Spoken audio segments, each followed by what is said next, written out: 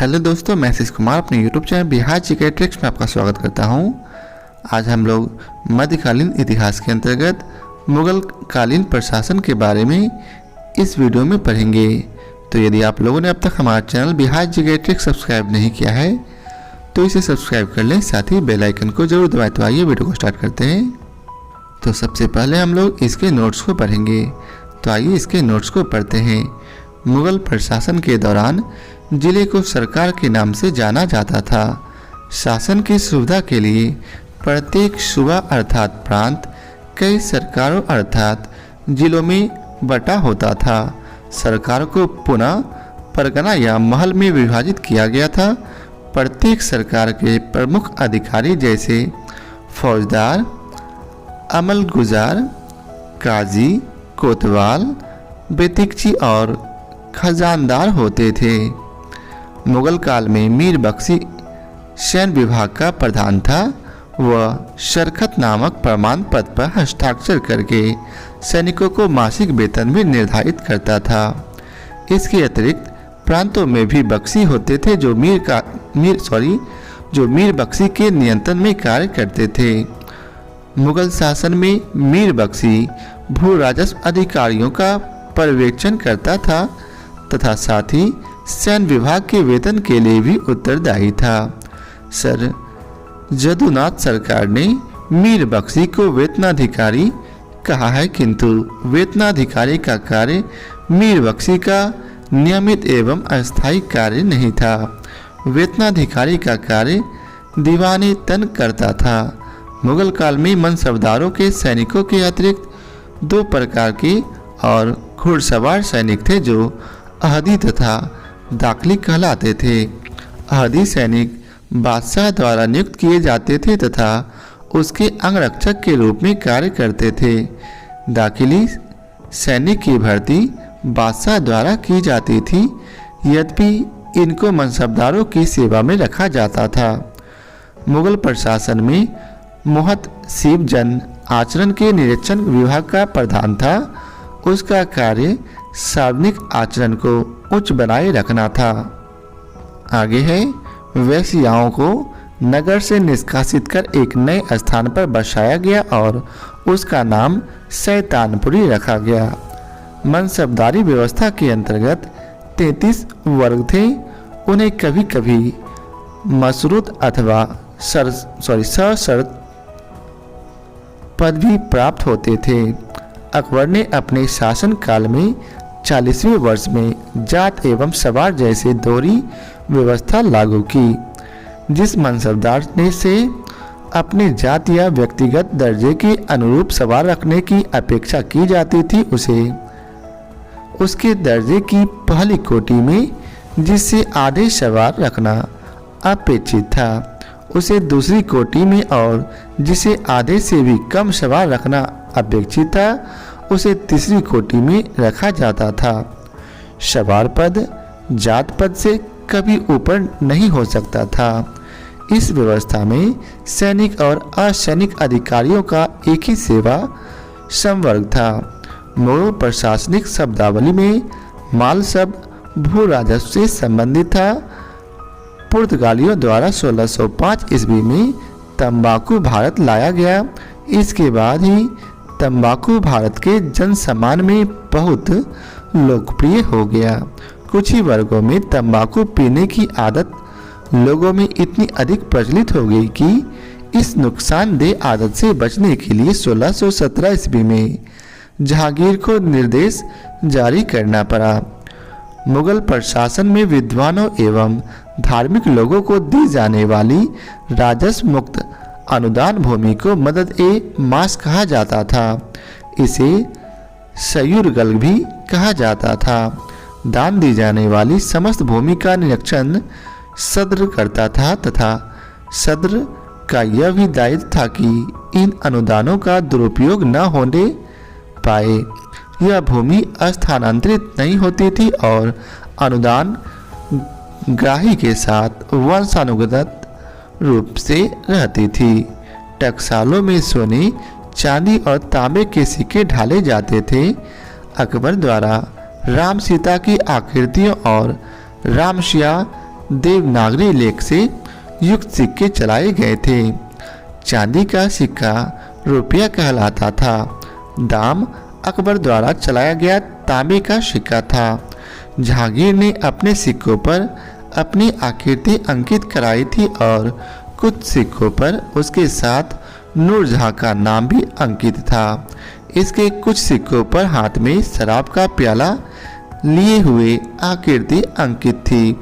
मध्यकाल में बटाई शब्द का तात्पर्य लगान निर्धारण की एक पद्धति थी, जिसमें वास्तविक उपज का बंटवारा राज और कृषक के बीच होता था।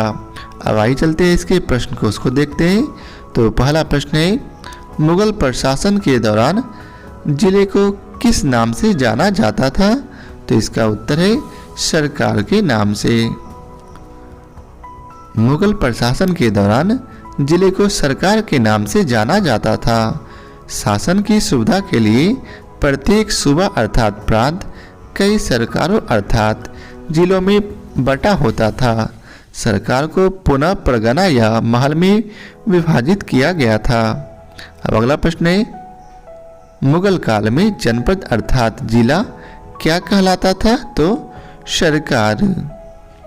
अगला प्रश्न है, मुगल काल में सेना का प्रधान निम्न में से कौन था? तो मीर बख्शी। मुगल काल में मीर बख्शी सैन्य विभाग का प्रधान था। उत्तराधिकारियों सहित सभी श्रेणियों के मनसबदारों की नियुक्ति के आदेश उसी के द्वारा दिए जाते थे।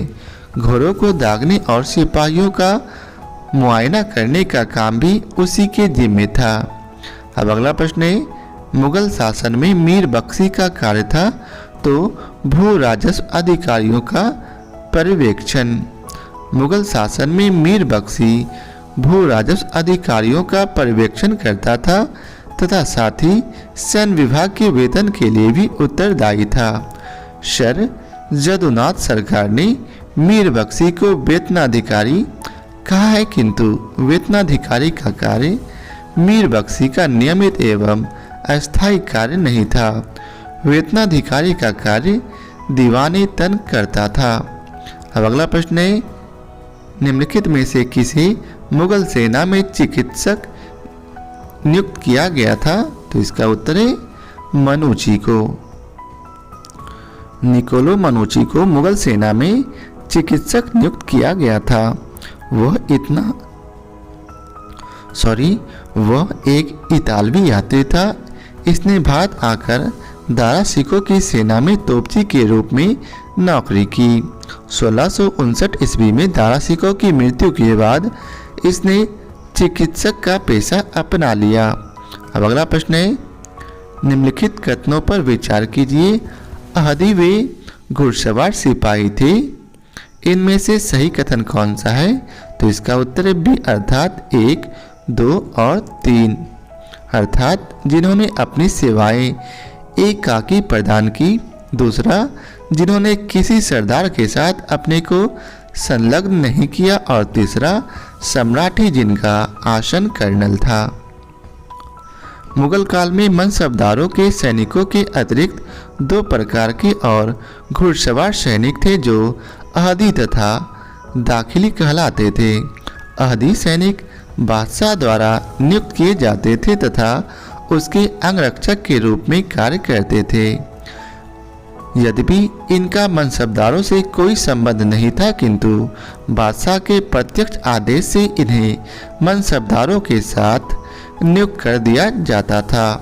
ये प्रत्यक्ष रूप से बादशाह के अधीन होते थे तथा इनकी भर्ती, वेतन, वस्त्र एवं घोड़े सब राज्य की ओर से दिए जाते थे।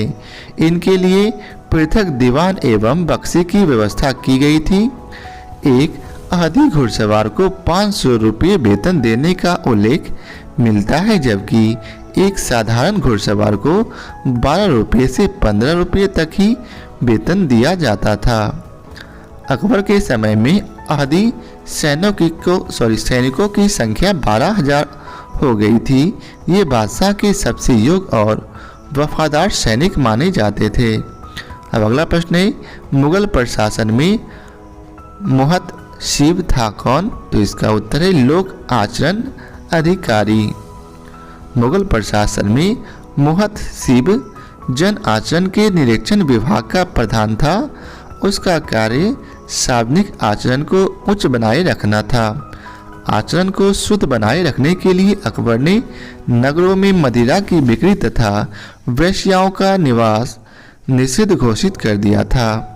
अब अगला प्रश्न है, मध्यकालीन भारत में मनसबदारी प्रथा खास तौर पर इसलिए चालू की गई थी ताकि, तो इसका उत्तर है साफ सुथरा प्रशासन लागू हो सके। मनसबदारी व्यवस्था एक विशिष्ट प्रशासनिक व्यवस्था थी जिसका प्रचलन मुगल शासक अकबर द्वारा किया गया था।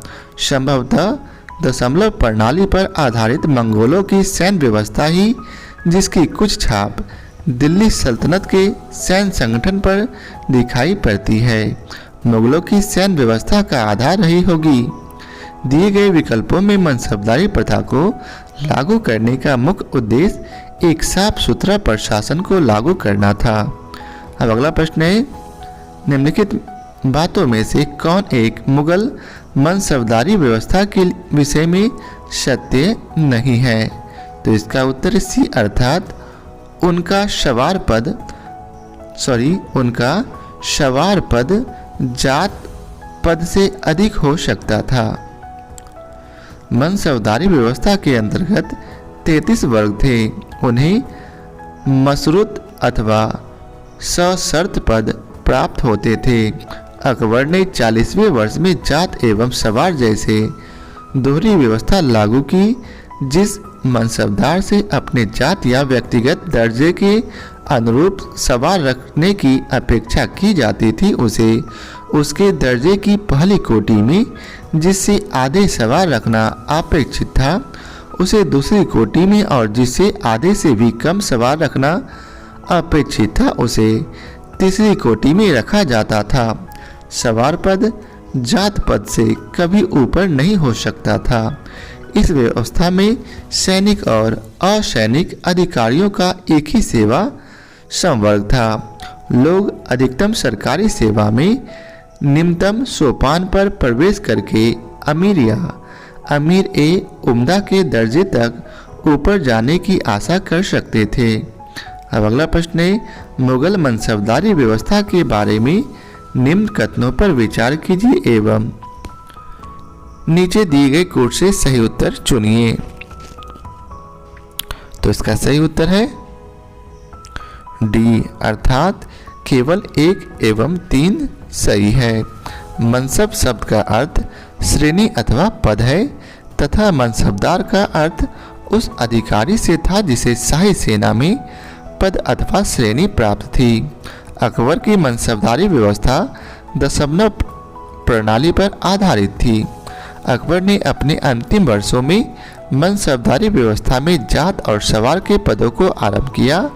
Doctor A.L. श्रीवास्तव के अनुसार जात का पद हाथी, घोड़े आदि सभी की संख्या का द्योतक था, जबकि सवार का पद केवल घुड़सवारों की संख्या को निश्चित करता था।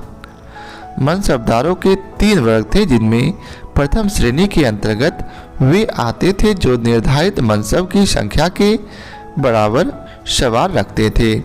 दूसरी श्रेणी में वे मनसबदार थे जिनकी सवार संख्या उनके निर्धारित मनसब का आधा या आधा से अधिक होता था। तृतीय श्रेणी में वे मनसबदार थे जिनकी सवार संख्या निर्धारित मनसब के आधे से कम होती थी। मनसबदार आनुवांशिक अधिकारी नहीं होते थे। इन्हें वेतन नगद अथवा जागीर के रूप में प्रदान किया जाता था। इस प्रकार कोट डी सही उत्तर है। अब अगला प्रश्न है, मुगल भारत के संदर्भ में जागीरदार और जमींदार के बीच क्या अंतर है? तो इसका उत्तर है डी, अर्थात न तो एक ही और न ही दो। मुगल प्रशासनिक प्रणाली में मनसबदार सैन्य और प्रशासनिक अधिकारी होता था। मनसबदार को सैन्य और प्रशासनिक व्यय तथा वेतन के बदले नकद या जागीर के रूप में भुगतान होता था। जिन मनसबदारों को जागीर प्राप्त होती थी वे जागीरदार कहलाते थे।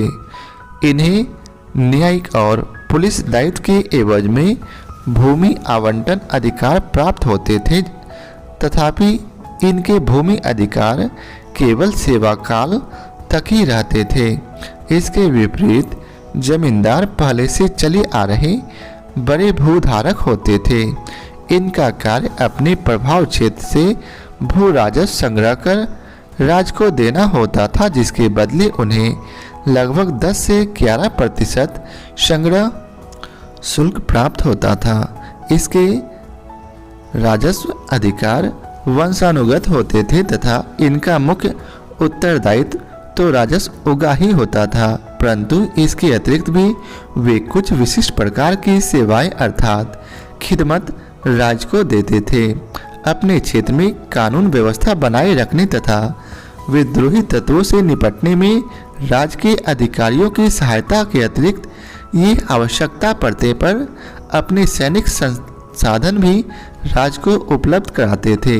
इस प्रकार परगत दोनों ही कथन सही नहीं है। अब अगला प्रश्न है, मुगल कालीन भारत में राज्य की आय का प्रमुख स्रोत क्या था? तो भू राजस्व। मध्यकालीन भारत में राज्य की आय का प्रमुख स्रोत भू राजस्व था। बाबर के समय में संपूर्ण भूमि को जागीरों में बांट दिया गया था। हुमायूं ने अपने समय में भूमि सुधार के लिए कोई कार्य नहीं किया। शेरशाह ने अपने समय में एक सुव्यवस्थित लगान व्यवस्था का प्रबंध किया, परंतु वह व्यवस्था इस्लाम शाह की मृत्यु के पश्चात नष्ट हो गई। अकबर प्रथम मुगल सम्राट था जिसने लगान व्यवस्था को सुचारू रूप से स्थापित किया और मध्य युग की श्रेष्ठतम लगान पद्धति का निर्माण किया। उसके शासनकाल में सामान्यतः उपज का 1/3 भाग भू राजस्व के रूप में लिया जाता था। शाहजहां के काल में भूमि पर भू राजस्व बढ़कर 50% तक हो गया था। उसने भू राजस्व वसूली के लिए ठेकेदारी प्रथा का प्रचलन शुरू किया। अब अगला प्रश्न है, मुगल प्रशासनिक शब्दावली में माल प्रतिनिधित्व करता है? तो इसका उत्तर भू राजस्व का। मुगल प्रशासनिक शब्दावली में माल शब्द भू राजस्व से संबंधित था। अब अगला प्रश्न है, मुगल सम्राट जिसने तंबाकू के प्रयोग पर निषेध लगाया था? तो जहांगीर ने। पुर्तगालियों द्वारा 1605 ईस्वी में तंबाकू भारत लाया गया। इसके बाद ही तंबाकू भारत के जन सामान्य में बहुत लोकप्रिय हो गया। कुछ ही वर्षों में तंबाकू पीने की आदत लोगों में इतनी अधिक प्रचलित हो गई कि इस नुकसानदेह आदत से बचने के लिए 1617 ईस्वी में जहांगीर को निषेध जारी करना पड़ा। अगला प्रश्न है, मुगल प्रशासन में मदद ए मास इंगित करता है? तो इसका उत्तर है बी अर्थात विद्वानों को दी जाने वाली राजस्व मुक्त अनुदत्त भूमि से। मुगल प्रशासन में विद्वानों एवं धार्मिक लोगों को दी जाने वाली राजस्व मुक्त अनुदान भूमि को मदद ए मास कहा जाता था। इसे सयूरगल भी कहा जाता था। दान दी जाने वाली समस्त भूमि का निरीक्षण सद्र करता था तथा सद्र का यह भी दायित्व था कि इन अनुदानों का दुरुपयोग न होने पाए। यह भूमि स्थानांतरित नहीं होती थी और अनुदान ग्राही के पास वंशानुगत रूप से रहती थी। अब अगला प्रश्न है, मध्यकालीन भारत के ऐतिहासिक स्रोतों में चकला शब्द का प्रयोग हुआ है यह? तो इसका उत्तर है सी अर्थात सूबा और परगना के बीच की क्षेत्रीय इकाई था, लेकिन सरकार के समानार्थी नहीं था। मुगल काल में प्रशासन की सुविधा की दृष्टि से प्रत्येक प्रांत को अनेक सरकारों अथवा जिलों में विभाजित किया गया था। प्रत्येक सरकार अनेक परगनों में विभाजित था। प्रत्येक परगने के अंतर्गत अनेक गांव होते थे। शाहजहां के काल में कुछ परगनों को एक में मिलाकर एक नई इकाई चकला का संगठन किया गया था। अब अगला प्रश्न है, मनसबदारी व्यवस्था के संदर्भ में कौन सा कथन सही है? तो इसका उत्तर है ए, अर्थात इसमें केवल एक सही है, अर्थात मनसबदारी व्यवस्था राज्य के कुलीन वर्ग से संबंधित थी जिसे अकबर ने प्रारंभ किया था। अब आइए चलते हैं इसके विस्तार को पढ़ते हैं। मुगल काल में मनसबदारी पद्धति की शुरुआत अकबर के काल में उसके शासन के 11वें वर्ष 1567 से मानी जाती है, जिसमें जात और सवार पद का विभाजन 1595 से 96 ईस्वी में किया जाने लगा था। मनसब मुगल नौकरशाही में पद और वरीयता क्रम निर्धारित करता था। यह प्रशासनिक और सैन्य पद था। मनसबदारों की नियुक्ति और उनका वरीयता क्रम बादशाह निर्धारित करता था तथा केवल सेवा काल तक ही यह पद रहता था, अर्थात वह वंशानुगत अर्थात पैतृक पद नहीं था।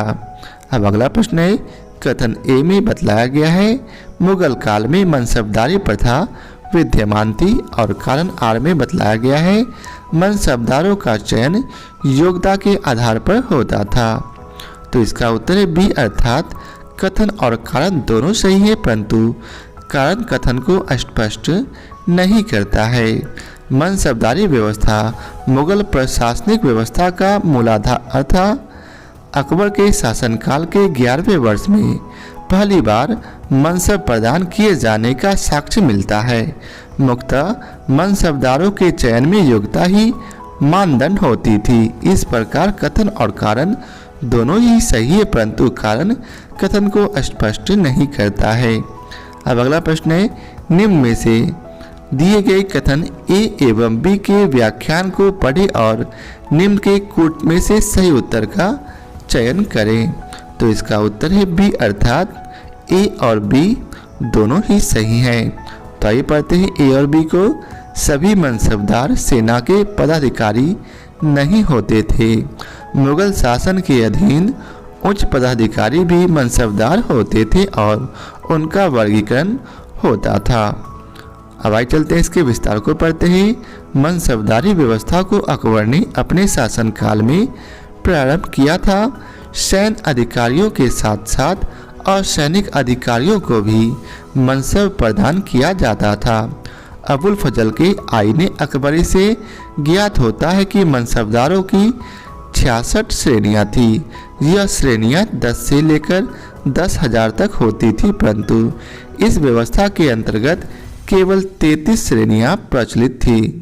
अब अगला प्रश्न है, नीचे दो कथन दिए गए हैं जिनमें एक को कथन ए और दूसरे को कारण आर कहा गया है।